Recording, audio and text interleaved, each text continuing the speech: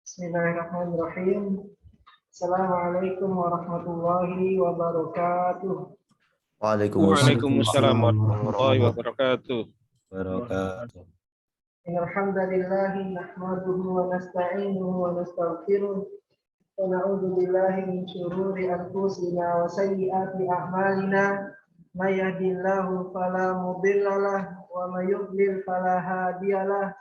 Asyhadu an la ilaha illallah wahdahu la syarikalah wa asyhadu anna Muhammadan abduhu wa rasuluh sallallahu alaihi wasallam la nabiyya wa la rasula ba'da amma ba'du.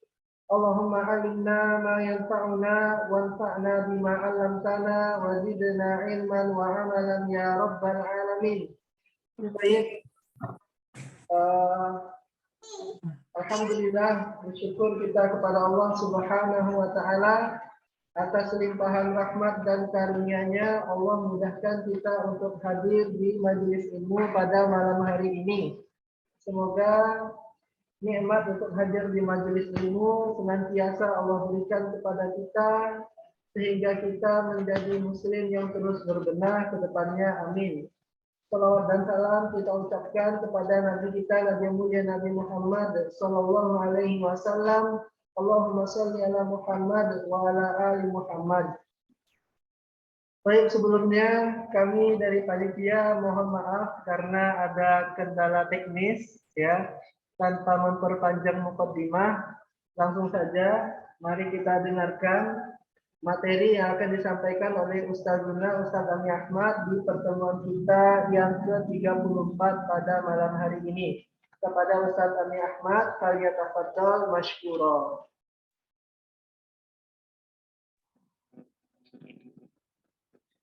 Baik, terima kasih.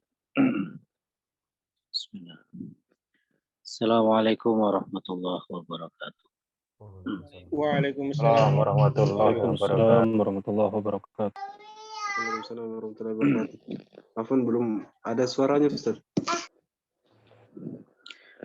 Bismillah, alhamdulillah. Hamdan katsiran thayyiban mubarakan fihi mubarakan alaihi kama yuhibbu rabbuna wa yarda. Asyhadu an la ilaha illallah wahdahu la syarika lah. Wa asyhadu anna Muhammadan abduhu wa rasuluh.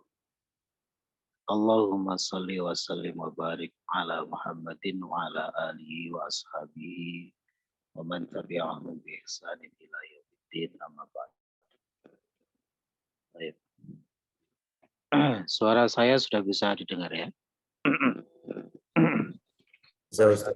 Sudah. Oke. Baik, langsung saja kita lanjutkan pada materi berikutnya. Kemarin sudah selesai dari poin 5 ya. Sekarang kita masuk pada poin 6 tentang penggunaan huruf Jerli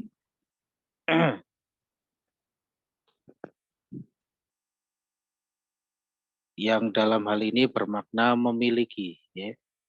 Li bermakna memiliki. Sebelum kita baca latihannya itu ya, kita baca dulu yang di dalam kurung. Kita baca dulu yang di dalam kurung. Naqulu, kita katakan indi kitabun. Saya memiliki kitab. Wa naqulu li akhun. Dan kita katakan saya memiliki saudara.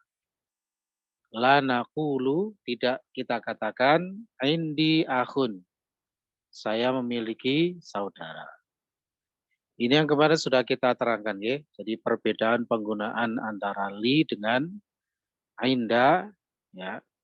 Kalau li itu memiliki sesuatu yang akil, sedangkan inda itu untuk sesuatu yang ghairu akil. Nah, kalau dikatakan indi akhun, maka itu nanti artinya bukan memiliki, tapi artinya ya ada bersamaku seorang saudara, begitu. Ya. Kalau ada kata inda kemudian diikuti oleh lafadz yang akil, maka itu artinya bersama. bukan artinya memiliki. Ya. Kalau artinya memiliki, maka menggunakan li, ya, menggunakan huruf jar li apabila memiliki sesuatu yang berakal, ya, dalam hal ini manusia. Sekarang moga kita praktekkan pada latihan 6. Ya, pada latihan 6, penggunaan huruf jar li yang bersambung dengan domir-domir jar, ya, domir-domir mutasil, seperti li, itu artinya berarti saya memiliki. Laka, kamu memiliki. Lahu, dia memiliki. Dan laha, dia perempuan memiliki.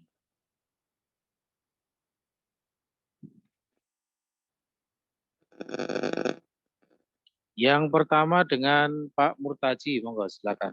Nomor 1, silakan dibaca.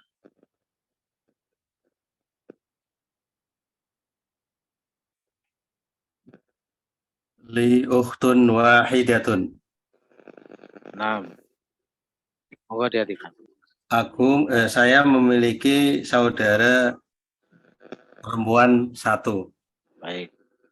Saya memiliki 1 saudari atau 1 saudara perempuan. Kalau istri berapa Pak yang dimiliki Pak? 1, Ustaz. Bro. Nomor 2 dengan saudara Dias, monggo Dias. Ustaz, afwan, ini di halaman 59 Ustaz ya, di buku latihannya. Iya, halaman 58 kalau kitab saya. Nah, Atau poin 6 ya, poin 6 Dias. poin 6 ini yang li Ya, ada li, laka, lahu, laha itu ya. Sekarang silakan dibaca yang nomor 2. Alaka akhun la mali akhun. Nah, Apakah kamu memiliki saudara laki-laki? La, tidak. Mali akhun. Bersamaku aku saya tidak memiliki. La mali akhun. Tidak, saya tidak memiliki saudara laki-laki. Baik, insyaallah. Nomor berikutnya dengan Hafid Sutanto, monggo. Ukhti laha tiflun soghirun. Nah, saudaraku memiliki anak, tiflun anak. soghirun, anak kecil. Baik, betul. Ukhti laha tiflun soghirun. Saudaraku memiliki anak kecil. Baik. Nomor 4 dengan Fathi, monggo silakan. Muhammad Fathi.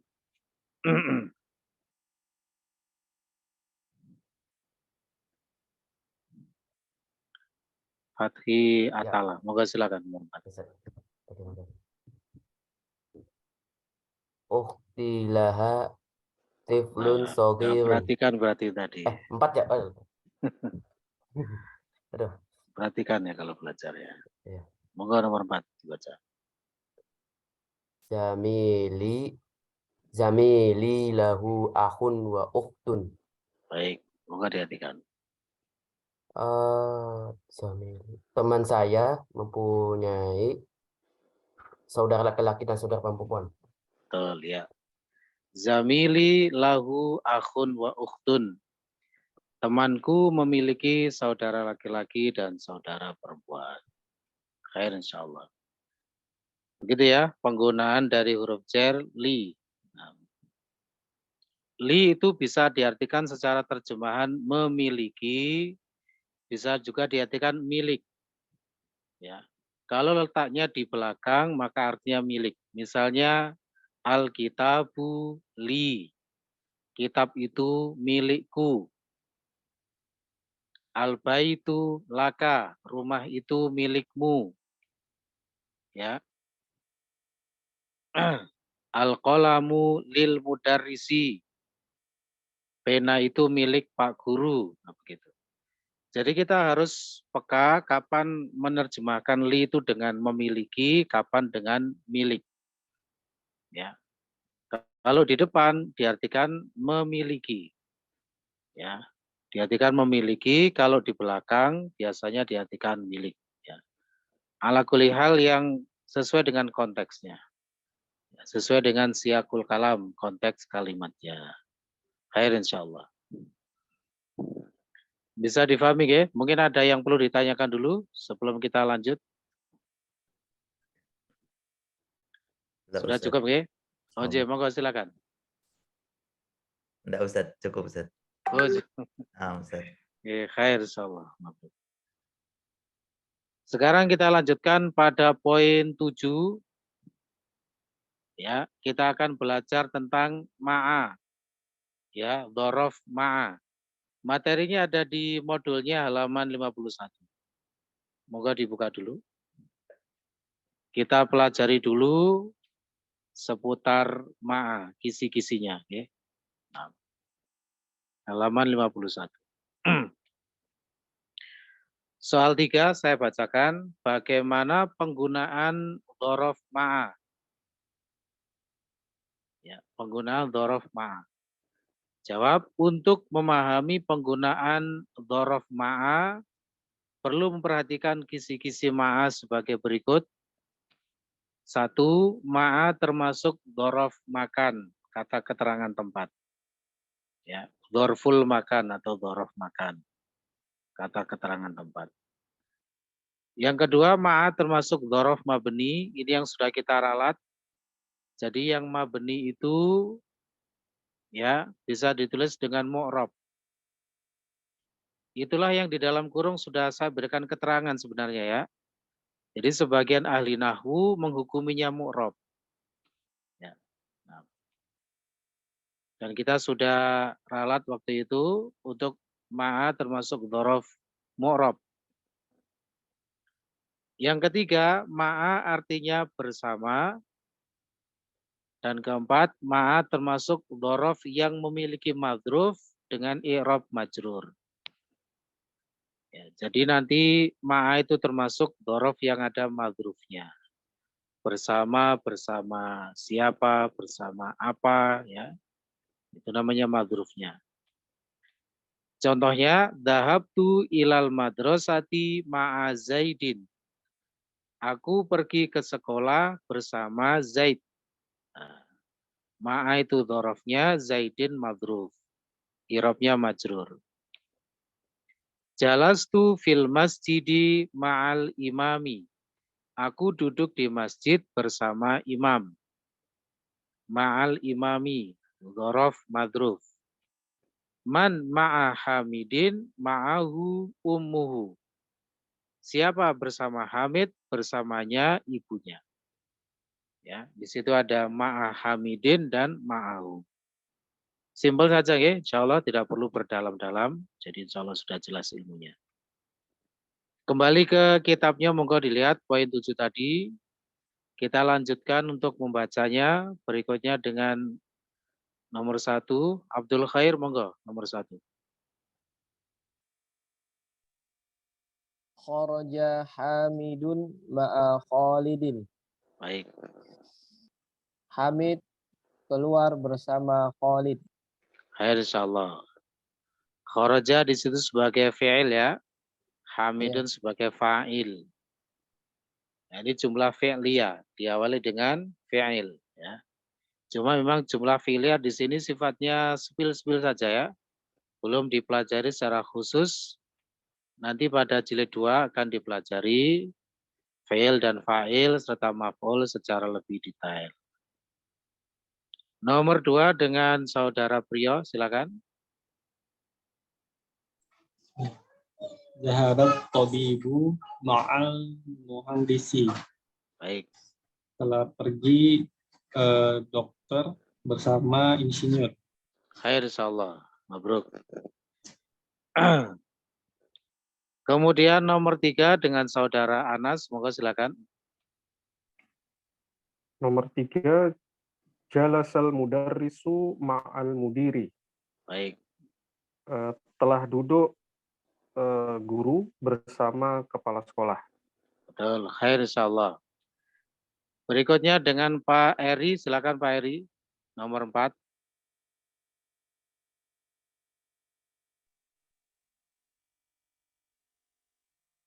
Man ma'aka ya aliyun.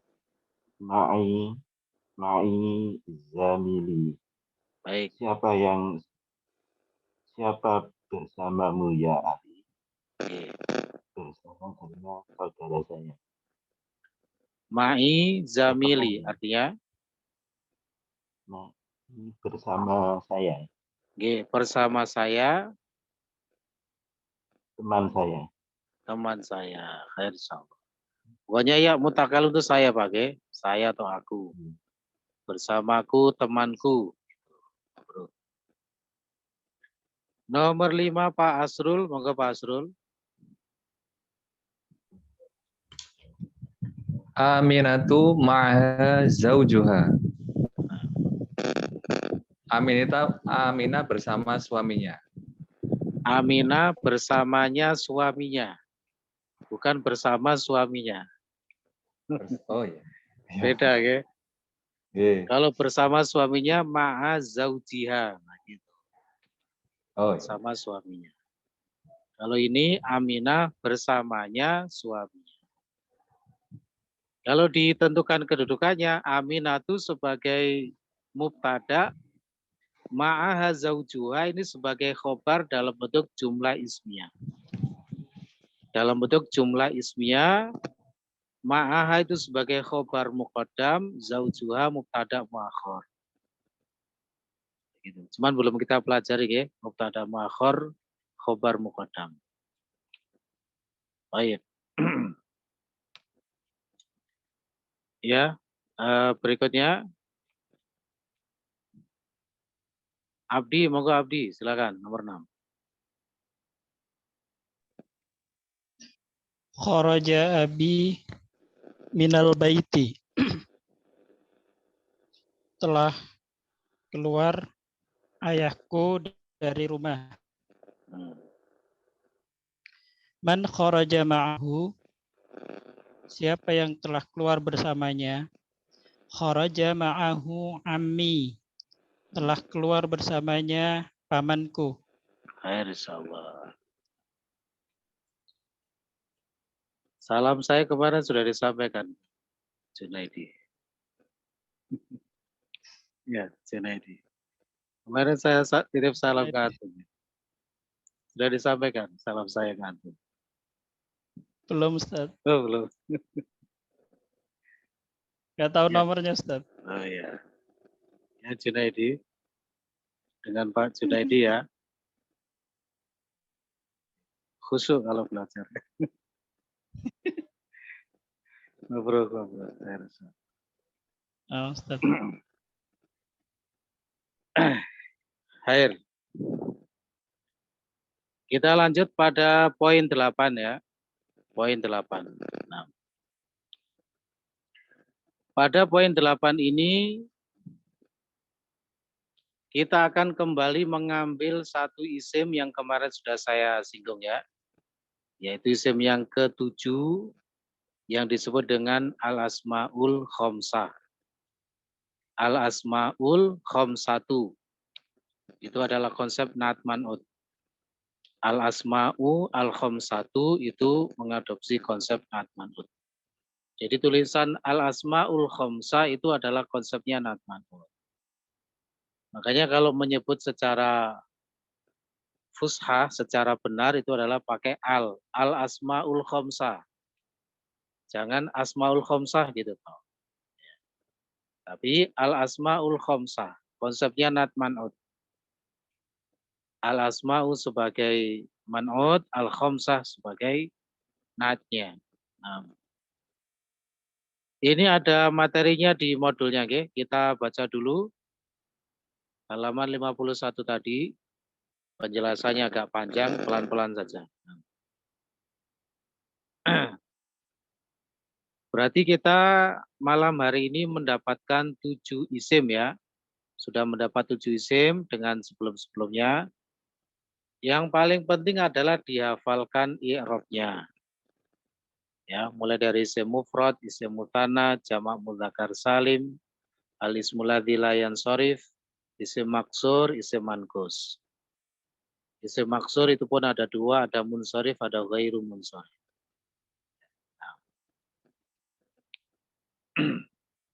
Kita baca untuk materinya soal 4. Mohon diperhatikan. Semuanya tawaju. Boleh khusyuk, tapi khusyuknya nyimak ya, bukan khusyuk ngantuk. Bukan khusyuk ngantuk ya. Baik, insyaallah. Soal 4. Bagaimana mengenali al-asmaul khamsah? Bagaimana mengenali al-asmaul khamsah? Bagi yang benar-benar belajarnya dari dasar, nah seperti ini harus segera difamiliarkan ya, istilah-istilah seperti ini.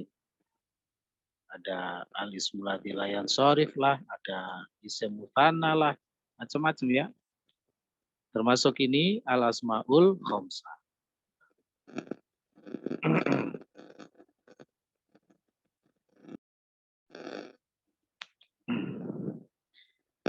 Jawabannya harap diperhatikan, saya bacakan. Al-asmaul khamsah merupakan salah satu isim dari 9 macam isim mu'rab. Ya, berarti salah satu dari 9 macam isim mu'rab, dan ini adalah isim yang ke-7. Berarti kurang berapa lagi berarti Firman isimnya? 7 tambah berapa? Ada 9. Kurang 2, Ustaz. Kirain nggak bisa tambah-tambahan. Baik. Nanti kurang 2 lagi ya. Yaitu nanti ada jamak taksir dan jamak muannats salim. Tuh, yang kurang ya. Nah, halaman setelahnya monggo dilihat.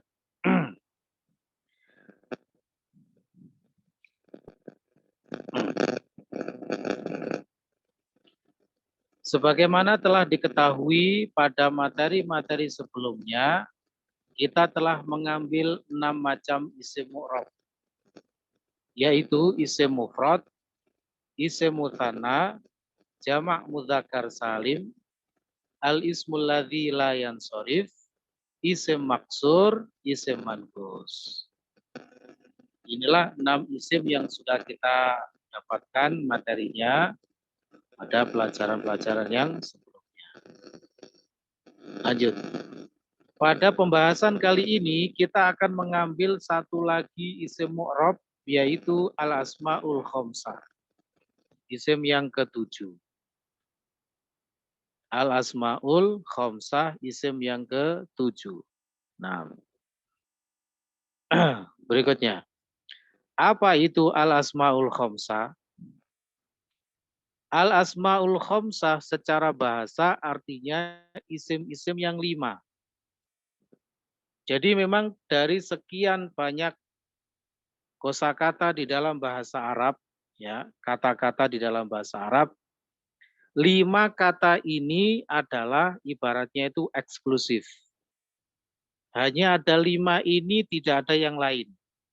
Makanya kemudian oleh para ulama, ketiga 5 ini dibuatkan kategori isim tersendiri. Anggotanya cuma 5 saja. Sebenarnya ada ketambahan satu lagi ya, menurut sebagian ulama, ya, makanya dinamakan al-asma'us sittah, isim-isim yang 6. Ya, cuma yang satu itu nanti lafadznya berbunyi hanu. Ya, hanuka. Hanu itu sebutan untuk lafadz ya, atau sesuatu yang masih umum, yang belum jelas. Kalau dalam bahasa kita, mohon maaf, diistilahkan dengan anu.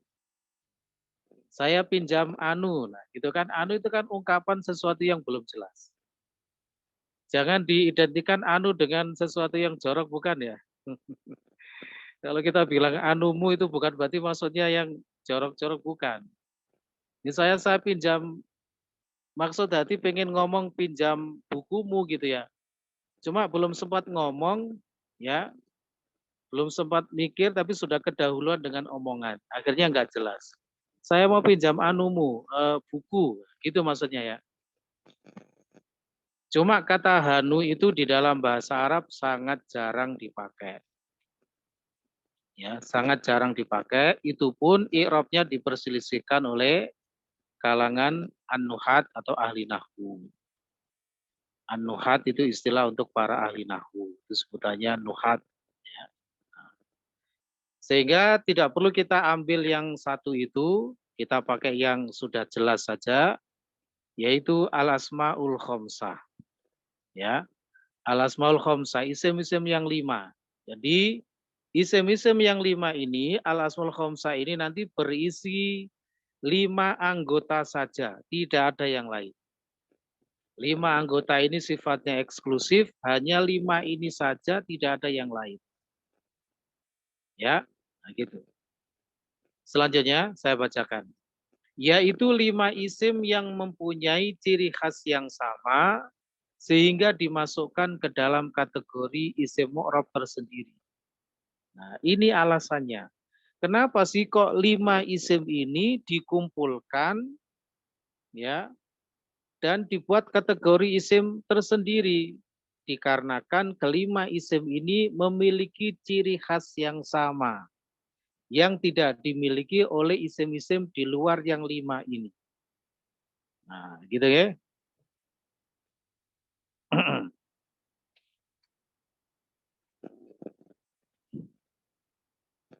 Jadi 5 isim ini sekali lagi memiliki ciri khas yang sama, yang tidak dimiliki oleh isim-isim yang lain, oleh kata-kata yang lain.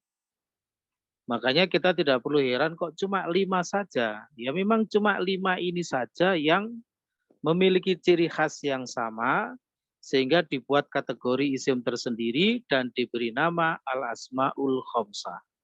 Dengan i'rab yang tersendiri, nanti ada i'rabnya. Ya. Lanjut, kalau saya bilang lanjut, berarti saya lanjut baca gitu ya. Nah, lanjut. Anggota al-asmaul khamsah adalah, nah ini anggotanya, 5 itu. Saya langsung sekalian berikan yang kondisi marfu, mansub, dan majrur. Ya. Kondisi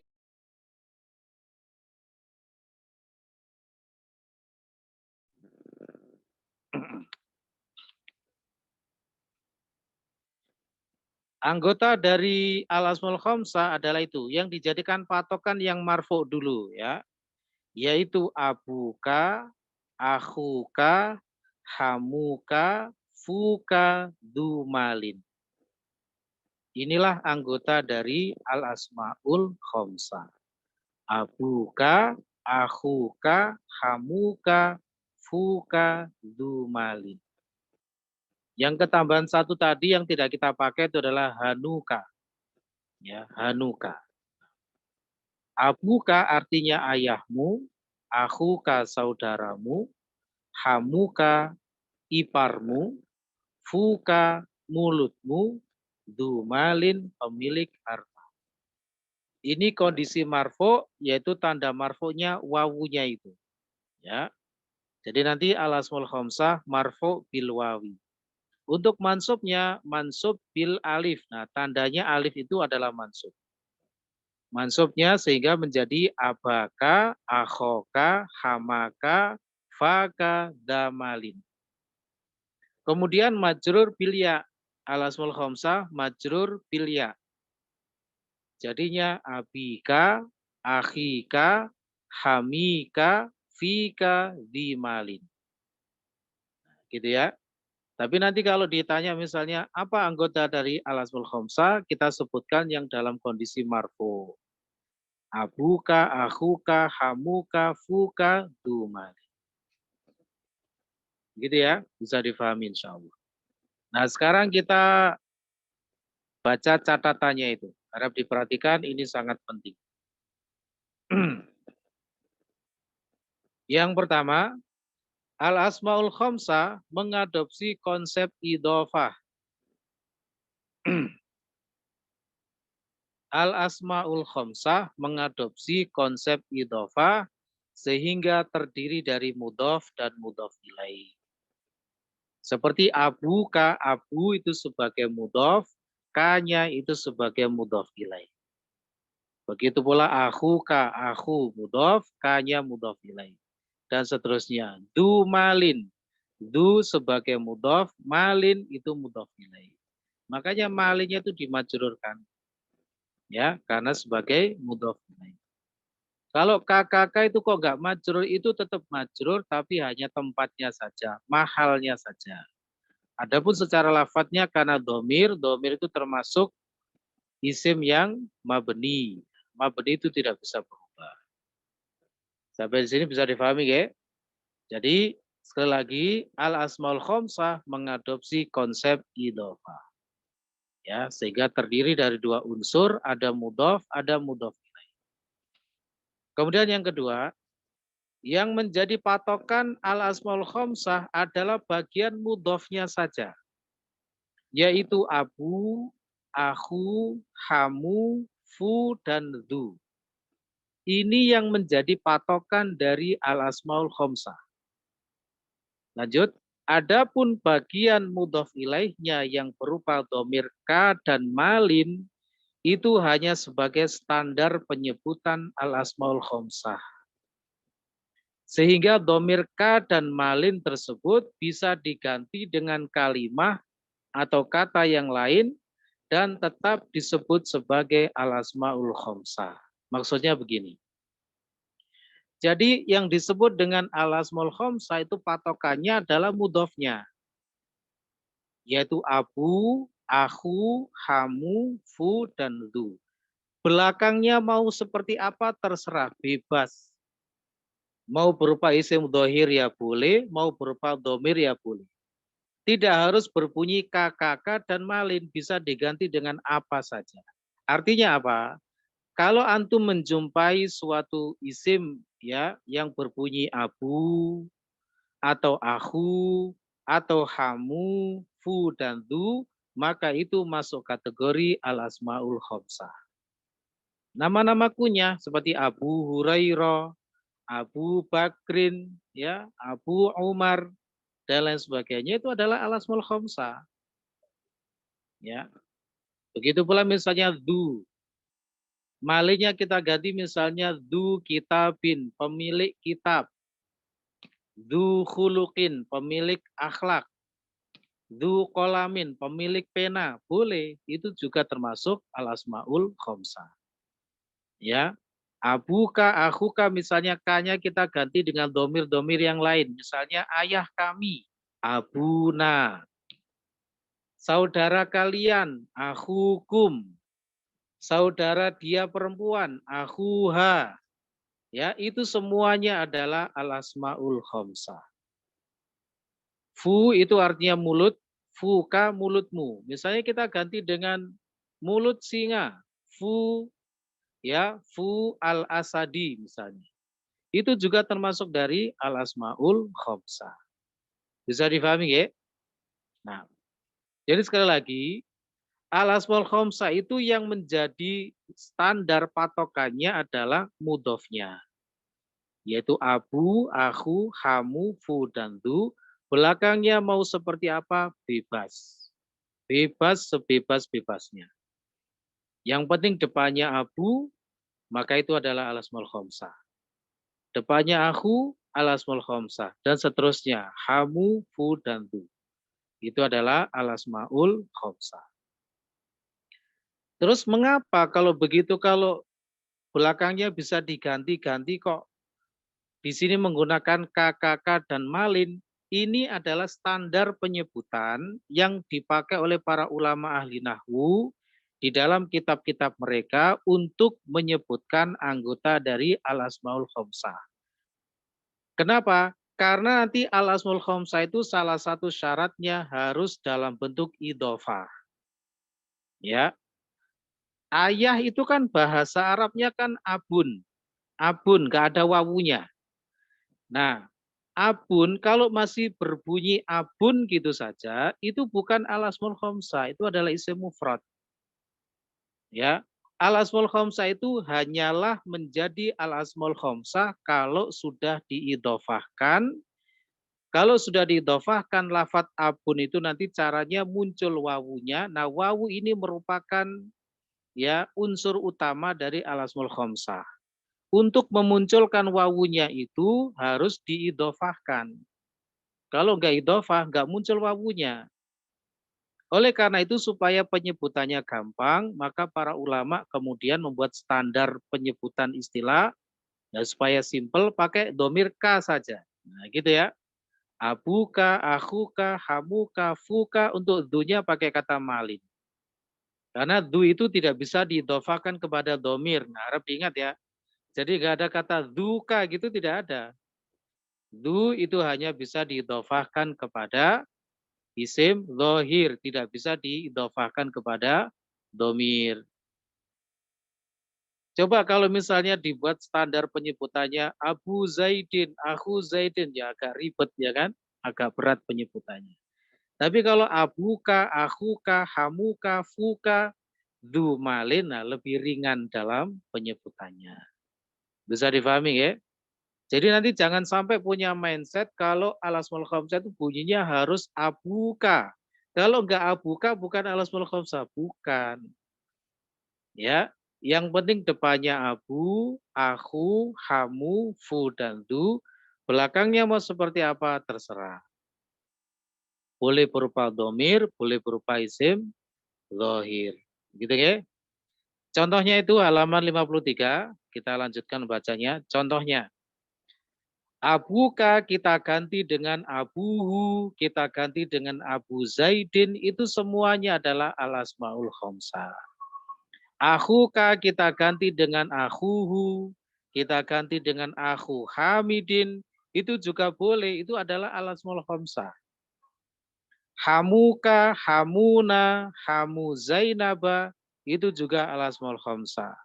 Fuka, fuki, ful waladi, itu juga termasuk al-asmaul khamsah.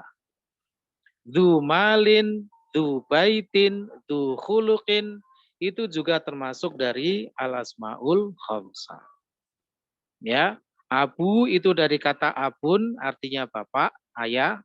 Akhu dari kata akhun, saudara laki-laki. Hamu itu dari kata hamun, ipar. Ipar di sini tidak harus artinya ipar yang saudaranya suami atau saudaranya istri, tidak ya. Semua bentuk kekerabatan dari pihak pasangan itu adalah ipar dalam bahasa Arab. Ya, nah, itu adalah ipar.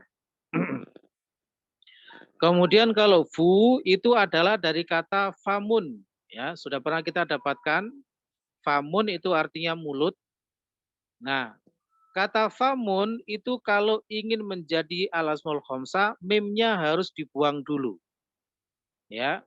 Artinya kita mengatakan mulut itu boleh dengan dua ungkapan, boleh menggunakan famun, boleh juga mimnya dibuang. Kalau pakai mim berarti nanti bukan al-asmaul khamsah, karena cukup dikatakan misalnya mulutmu famuka, nggak usah pakai wawu. Tapi kalau kata famun itu mimnya kita buang dulu seret, kemudian diidhofahkan, maka muncul wawunya. Ya, jadinya fuka. Karena muncul wawunya, maka masuk kategori al-asmaul khamsah. Ya. Nah, kalau du itu memang aslinya berbunyi du, ya, aslinya berbunyi du. Nah, baik. Itu catatan yang kedua. Sekarang yang ketiga, kita lanjutkan dulu. Ini yang penting ini ya, harap diperhatikan poin 3 ini. Unsur terpenting dari al-asmaul khamsah adalah huruf al-wawu. Itu adalah unsur terpentingnya. Ibarat kata itu adalah rukun dari al-asmaul khamsah, itu adalah huruf wawu. Kalau wawu itu enggak ada, maka tidak boleh dan tidak bisa disebut sebagai al-asmaul khamsah. Ya, nah, lanjut. Jika huruf al-wawu ini hilang, maka lafadz yang terkait tidak bisa lagi disebut sebagai al-asmaul khamsah, tapi menjadi isim yang lain. Oleh karena itu, al-asmaul khamsah memiliki syarat-syarat secara umum agar tidak keluar dari statusnya sebagai al-asmaul khamsah. Nah, gitu ya. Agar tidak keluar dari statusnya sebagai al-asmaul khamsah, itu adalah harus muncul wawunya. Nah, untuk memunculkan wawunya ini ada syarat-syaratnya, enggak sembarangan. Syaratnya nanti ada 4, ya. Nah, baik, sampai di sini mungkin ada yang perlu ditanyakan dulu, monggo sebelum kita lanjutkan.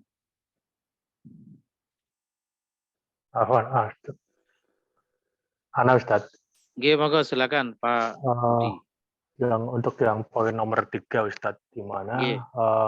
di situ kan ciri al-asmaul khamsah itu adalah huruf wawu. Nah, Nggih. lalu bagaimana kalau kita bertemu dengan yang al-asmaul khamsah yang menggunakan mansub atau majrur tadi Ustaz? Baik, nggih. Yang dipakai patokan marfu'nya Pak nggih. Tadi sudah kita singgung di depan. Jadi untuk menentukan al-asmaul khamsah itu dari hukum asalnya dulu. Hukum asal itu apa? Marfu'. Adapun mansub dan majrur itu kan konsekuensi dari i'rab. I'rab yang berubah, gitu ya. Ya sama halnya kalau kita menghukumi jamak mudzakkar salim itu ciri khasnya apa? Berakhiran wawun nun. Itu yang dimaksud adalah hukum asal ketika marfu'. Muslimuna. Padahal ketika mansub dan majrur berubah menjadi ya muslimina. Nah, gitu ya. Muslimina itu tetap dikatakan sebagai jamak mudzakkar salim karena perubahan itu adalah perubahan karena sebab i'rab.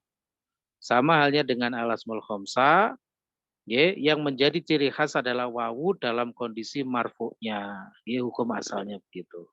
Adapun nanti berubah menjadi alif ketika mansub atau berubah menjadi ya ketika majrur itu adalah konsekuensi i'rabnya. Begitu Pak Budi ya? Baik, sekarang Ustaz. Baik, mabruk insyaallah. Ada lagi monggo silakan. Afwan, ana mau tanya sedikit Ustaz. Monggo. Ana kurang tahu apakah mungkin karena kemarin ana berhalangan hadir Ustaz. Ini ana kurang paham dalam pembahasan ma'ah. Kapan pakai ma'a, kapan pakai ma'i Ustaz? Iya, ma'i itu adalah yang bersambung dengan ya mutakalim. Bersambung dengan ya al-mutakalim yaitu yang artinya saya. Jadi dibaca ma'i itu artinya bersama saya, yang ada ya-nya gitu ya. Nah, ya, ma'i itu artinya bersama saya, ada huruf ya-nya. Gitu. Adapun kalau tidak ada ya-nya maka dibaca ma'a. Ya, dibaca ma'a. Baik. Ya Ustaz. Jazakallahu khairan. Mabruk khair insyaallah. Sama-sama. Ada lagi monggo silakan. Wan Ustaz. Saya tadi ketinggalan arti dari du tadi apa Ustaz? Du artinya pemilik. Syukran Ustaz. Nanti ada syarat umum, ada syarat khusus.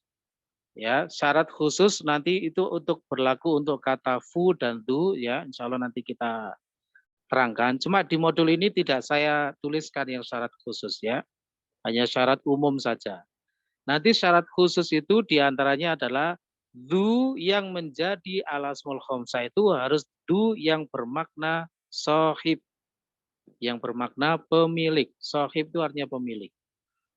Makanya kita sering mendengar istilah sohibul bait. Nah itu ya, itu artinya pemilik rumah. Ya, du yang bermakna sohib. Karena ada du yang bermakna al-mausul, yaitu bermakna alladzi. Kalau ada kalimat du yang bermakna alladzi, maka itu tidak dianggap sebagai al-asmaul khamsah dan tidak harus ada mudhof ilaihnya. Ya.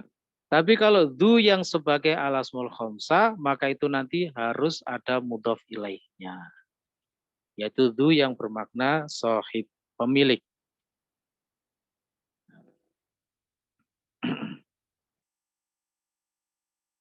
Misalnya begini, du yang bermakna mausul itu gini. Aina kitabuka, di mana kitabmu? Kitabi du wada'tu alal maktabi. Kitabi, kitabku, du wada'tu, yang. Dunya itu bermakna yang. Bermakna alladzi. Du wada'tu alal maktabi. Yang aku letakkan di atas meja. Nah, du di situ, du mausul itu bukan al-asmaul khamsah, makanya tidak ada mudhof ilaihnya, nggak apa-apa. Gitu ya. Nah, tapi kalau du yang bermakna sahib sebagai al-asmaul khamsah, maka itu nanti harus ada mudhof ilaihnya. Ya, itu nanti termasuk syarat dari ini, al-asmaul khamsah yang umum. Baik, ada lagi monggo yang perlu ditanyakan? Satu lagi Ustaz. Nggih, monggo Pak Budi. Ini terkait penggunaan ma'a diikutin dengan domir. Kalau kemarin kita belajar kalau dia domir jer itu berikutnya statusnya adalah kedudukannya sebagai idhofah. Nah, kalau domir yang mengikuti zorof ma'a ini dia masuk ke kelompok mana, Ustaz? Apakah dia masuk kelompok domir rofa atau? Keterangannya Pak Budi itu kurang lengkap tadi nyebutnya. Padahal di modulnya juga sudah lengkap, Pak. Domir jer itu domir yang bisa menempati kedudukan-kedudukan majrur. Di antaranya yang saya sebutkan di situ, 1 sebagai mudhof ilaih, 2 bersambung dengan huruf jer, 3 bersambung dengan dhorof. Begitu Pak Budi, nggih? Nah, moga dicek kembali. Baik, kurang. Insyaallah. Nah, karena ma itu kan dhorof Pak Budi, nggih. Nah, domir yang bersambung dengan dhorof berarti domir apa? Domir jer. Majrur sebagai madruf, gitu nggih. Bukan hanya sebagai mudhof ilaih saja. Sebagai mudhof ilaih bersambung dengan huruf jer dan bersambung dengan dhorof itu nanti posisi-posisi majrur. Itu domir jer. Mungkin saya terpatok sebutan jer tadi. Bukan, Ustaz. Baik. Baik, Pak Bro. Ada lagi, monggo, silakan. Ngapunten, Ustaz. Silakan. Untuk makna hamu itu tadi disebutkan artinya ipar, Ustaz. Iya, ipar. Kalau semisal orang tua istri itu bisa dimaknai ipar. Ada makna seperti itu. Makanya tadi kan sudah saya sampaikan, ya. Namanya hamu ipar itu adalah semua kerabat dari pihak pasangan hidup kita. Baik itu orang tuanya, pamannya, adiknya, ya. Cuma dalam hukum fikih nanti ada yang termasuk mahram, ada yang bukan mahram. Gitu. Memang di kamus-kamus ada yang mengartikan mertua, begitu ada, ya. Ada yang mengartikan ipar, begitu. Nah, hamu itu adalah ipar. Ipar yang dimaksud di sini bukan hanya sekedar saudara dari istri atau suami, melainkan semua kerabat yang datangnya dari pihak istri atau dari pihak suami itu adalah ipar, periparan, ya. Nah, begitu. Jadi kalau diartikan mertua saja malah nanti terbatas itu, ya. Jadi cukup diartikan ipar saja, lah nanti konteksnya kita melihat ya dimaksud siapa ipar ini. Nah, nanti dari konteks-konteks pembicaraan akan bisa diketahui. Begitu, Sutriman, ya. Umum. Umum, ya. Umum. Pokoknya semua kerabat istri atau kerabat suami itu adalah ipar. Nah. Ustaz, syukran. Makanya dalam hadis alhamu wal maut, ya, ipar itu adalah kematian, ya. Kalau dari syarah-syarahnya itu kan, maksudnya agar berhati-hati jangan terlalu berdekat-dekat dengan ipar, ya. Bahaya gitu, ya. Apalagi ipar yang bukan mahram, ya, seperti saudara dari pihak suami, ya, atau saudari dari pihak istri terhadap suami. Nah, gitu maksudnya seperti itu, ya, yang bukan mahram, ya. Baik, begitu. Khair, insyaallah. Ada lagi, monggo silakan. Izin Cukup, bertanya, ya? Ustaz. Oke, monggo silakan, Don. Ada satu lagi. Itu Ustaz, artinya antara yang marfu, mansub dan majrur apakah sama? Abuka, Sama. abaka, abika. Sama ya? I'rab Oh, sama. itu tidak mempengaruhi arti, ya, Don, ya. Misalnya Baik, al-baitu ya artinya rumah, ya. Al-baita ya rumah, al-baiti ya rumah. Tidak mempengaruhi arti, ya. Arti secara zatnya, ya, bukan arti secara kedudukan. Baik, arti secara zatnya sama. Abuka ya ayahmu. Apakah kalau abuka terus abaka jadi kakekmu gitu? Tidak, ya. Bukan. Tetap ayahmu artinya. Abika juga begitu. Itu hanya masalah i'rab saja, tidak masalah. Baik. Ada lagi? Siap. Udah cukup, Ustaz. Kita coba untuk mengambil syarat-syaratnya mungkin secukupnya saja, ya. Mungkin kita ambil satu, kalau cukup ya dua gitu, ya. Kita coba ambil satu dulu. Semuanya harap tawajuh, ya, mohon diperhatikan. Syarat-syarat al-asmaul khomsah. Ya, syarat-syarat ini tadi gunanya buat apa, Firman? Mana Firman? Syarat-syarat ini tadi gunanya buat apa, Firman? Afwan, Ustaz. Buat apa ini? Syarat-syarat ini tadi. Afwan. Oke. Dengan mana? Haris. Mana Haris? Haris Firmansyah. Syarat-syarat ini gunanya buat apa, Haris? Untuk membedakan apakah dia termasuk asmaul khomsah atau bukan. Bukan itu, kurang spesifik. Ya, mungkin Dias bisa bantu jawab, Dias. Gunanya apa syarat-syarat tadi? Untuk menyambungkan mudhofnya, Ustaz. Kok begitu? Atau Ustaz, Pripun Pak Budi? agar tidak keluar dari statusnya sebagai al-asmaul khomsah. Kurang spesifik, bukan begitu yang kita sampaikan tadi. Pak Eri Sadewa mungkin, monggo Pak Eri. Ya. Mungkin untuk memunculkan wawu ya. Nah, oke, memunculkan huruf wawunya. Harap diperhatikan itu ya. Baik. Jadi syarat-syarat ini diterapkan untuk memunculkan huruf wawunya. Karena al-asmaul khomsah itu hanyalah disebut al-asmaul khomsah kalau ada huruf wawunya. Kalau wawunya hilang, ia tidak bisa disebut sebagai al-asmaul khomsah, menjadi isim yang lain. Abuka itu dikatakan al-asmaul khomsah karena ada wawunya. Kalau wawunya hilang menjadi abun itu bukan al-asmaul khomsah, itu adalah isim mufrad. Begitu pula dengan akhuka. Akhuka, kalau wawunya hilang jadinya akhun. Akhun itu adalah isim mufrad, bukan al-asmaul khomsah. Begitu ya? Baik. Jadi seluruh syarat yang akan kita baca ini nanti, itu gunanya terfokus ya pada satu titik, yaitu memunculkan huruf wawu. Gitu. Bisa dipahami ya?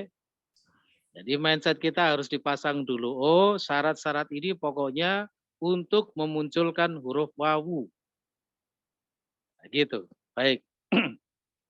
Kita baca satu saja ya, karena waktunya sudah mepet. Ya, saya minta waktunya sedikit lagi. Yang pertama syaratnya adalah harus dalam konsep idhofah. Nah ini, ya, harus dalam konsep idhofah.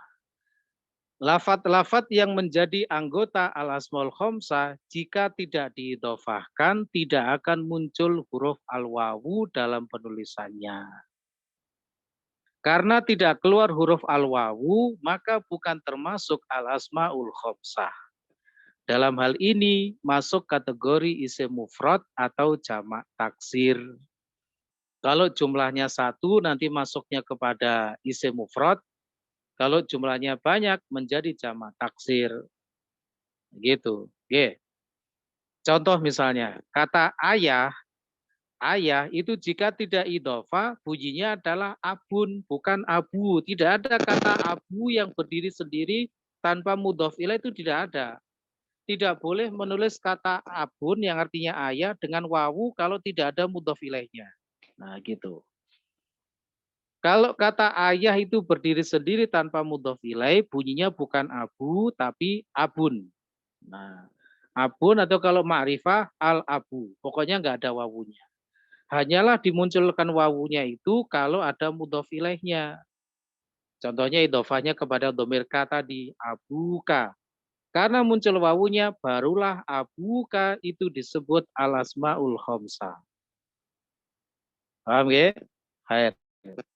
Contoh yang lain, saudara, jika tidak idhofah, bunyinya adalah akhun, bukan akhu. Keterangannya sama seperti abu tadi.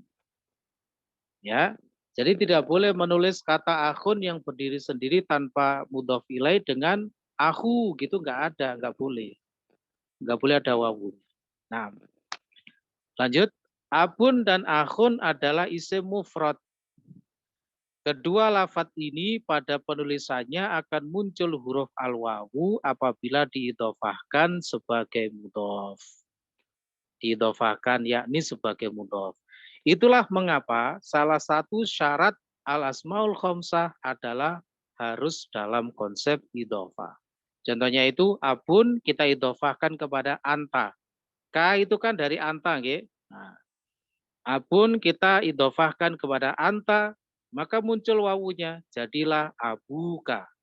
Akhun kita idhofahkan kepada anta, jadinya akhuka, muncul wawunya. Nah, sehingga abuka, akhuka sudah muncul wawunya, maka memenuhi syarat sebagai al-asmaul khamsah. Gitu ya, bisa dipahami. Nah, jadi gunanya diidhofahkan itu supaya muncul wawunya. Supaya menjadi al-asmaul khamsah. Oke, untuk syarat yang berikut-berikutnya insya Allah pertemuan depan ya, insya Allah. Masih ada 3 syarat lagi. Baik, mungkin cukup dulu untuk pertemuan malam hari ini. Sebelum kami tutup majelisnya, monggo barangkali ada 1-2 pertanyaan lagi.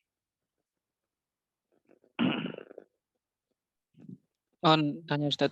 Iya, monggo. Ini kan yang dicontohkan itu contoh yang diidhofahkan dari isim mufrad. Nah, kalau yang disebutkan tadi, kalau tidak diidhofahkan ada isim mufrad atau jamak taksir. Kalau contoh contoh di jamak taksir itu apa? Itu nanti syarat yang keberapa itu nanti? Oh, okay. Ada pada pembahasan berikutnya ya. Itu nanti syarat yang ketiga, halaman setelahnya. Baik, nah itu. Harus berbentuk mufrad bukan jamak. Nah, kata abun atau akhun itu kalau pengen diidhofahkan dan muncul wawunya, maka harus dalam bentuk mufrad. Kalau kata abun itu dijamakkan menjadi abaun, kemudian meskipun diidhofahkan nggak muncul wawunya kalau sudah berubah jadi jamak. Ya, tidak ada abauka, tidak ada wawunya. Cukup abauka. Nah, abauka itu bukan isim mufrad, juga bukan al-asmaul khamsah, tapi jamak taksir. Begitu pula dengan akhun, jamaknya apa? Ikhwatun. Kata ikhwatun itu meskipun diidhofahkan, ya, yang merupakan syarat al-asmaul khamsah yang pertama, tapi karena lafadznya sudah berupa jamak, maka tidak muncul wawunya ketika diidhofahkan. Bukan ikhwatuka, nggak ada wawunya, tapi cukup ikhwatuka. Begitu ya. Nah, karena nggak ada wawunya, maka itu bukan al-asmaul khamsah dan juga bukan isim mufrad, tapi itu adalah jamak taksir. Begitu, Saudara Agus ya? Siap, Ustaz. Nah, itu contoh dari jamak itu maksudnya seperti itu. Ada lagi monggo silakan yang perlu ditanyakan. Untuk akhun kalau semisal isim musanna akhwanu akhwani gimana Ustaz? Nggak bisa Ustaz? Iya. Iya, akhun itu kalau musanna nanti khoknya di fathah jadinya akhwani. Akhwani ya, akhwani. Bukan akhwani tapi akho. Khoknya di fathah dulu. Bukan disukun Ustaz. Di fathah dulu. Bukan. Ya. Begitu pula dengan abun jadinya abawani. Banyak kan hadis-hadis yang kita dengar fa abawahu. Nah, begitu ya. Akhwani kalau diidhofahkan kan tinggal membuang nunnya saja. Misalnya 2 saudaramu akhwaka. Wawunya itu bukan wawu yang merupakan konsekuensi al-asmaul khamsah, bukan. Buktinya setelah wawu masih ada alifnya, ya. Wawu itu adalah konsekuensi karena berubah menjadi musanna, memang caranya begitu. Ada wawunya dulu. Tapi wawu itu bukan wawunya al-asmaul khamsah. Ya. Pokoknya syaratnya nanti ya, syarat dari al-asmaul khamsah itu yang ketiga tadi harus berupa mufrad sudah. Tidak boleh musanna, tidak boleh jamak. Kalau musanna dan jamak ya, ketika diidhofahkan nggak muncul wawunya. Karena nggak muncul wawunya, maka bukan al-asmaul khamsah. Begitu. Jadi sesuai dengan pakem-pakemnya. Ya, Ustaz. Ya, khair insyaallah. Mabruk. Ada lagi monggo silakan. Cukup nggih? Khair insyaallah. sudah pada ngantuk seperti itu. Ya, baik, semoga lelah letih kita untuk belajar di channel Allah Subhanahu wa taala sebagai pahala yang besar. Baik, dari kami cukup dulu untuk pertemuan malam hari ini. Kurang lebihnya mohon maaf. Kita tutup dulu majelisnya. Wabillahi taufiq wal hidayah. Subhanallah walhamdulillah. Asyhadu an la ilaha illa anta astaghfiruka wa atubu ilaik. Assalamualaikum warahmatullahi wabarakatuh. Waalaikumsalam warahmatullahi wabarakatuh. Waalaikumsalam warahmatullahi wabarakatuh.